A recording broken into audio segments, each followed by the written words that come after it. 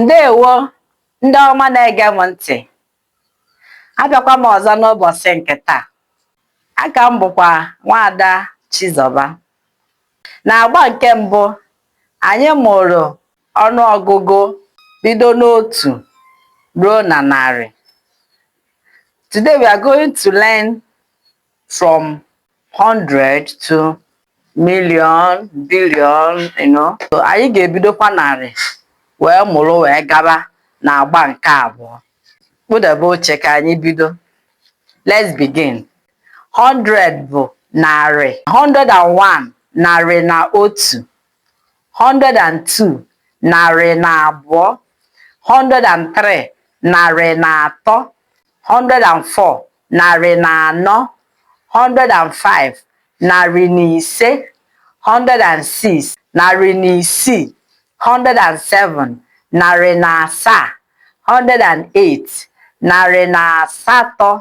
109 narị na itoolu. 110 narị na iri.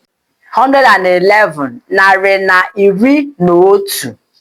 112 narị na iri na abụọ. 113 narị na iri na atọ. 114 narị na iri na anọ. 115 narị na iri na ise. 116 narị na iri na isii. 117 narị na iri na asaa. 118 narị na iri na asatọ.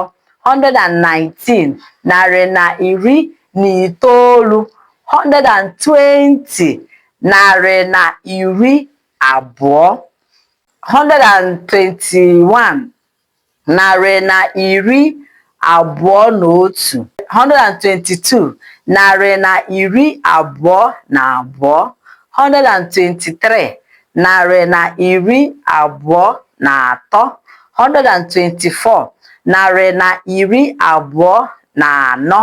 125 narị na iri abụọ na ise. 126 narị na iri abụọ na isii. 127 narị na iri abụọ na asaa. 128 narị na iri abụọ na asatọ. 129 narị na iri abụọ na itoolu. 130 narị na iri atọ. You can go on and on and on. We know our 30, we know our 40. Since we know our 100, narị na 20s, narị na iri abụọ. So 131 is still the same. Start counting otu, adding otu, abụọ, atọ, That's why I say you should master the first basic unit of 1 to 10. Others will just be, very simple for you to know. Remember, 100 is narị, 200 is narị abụọ, 300 narị atọ, 400 narị anọ, 500 narị ise, 600 narị isii, 700 narị asaa, 800 narị asatọ, 900 narị itoolu, 1000. What is 1000? 1000 is puku. 10,000 puku iri.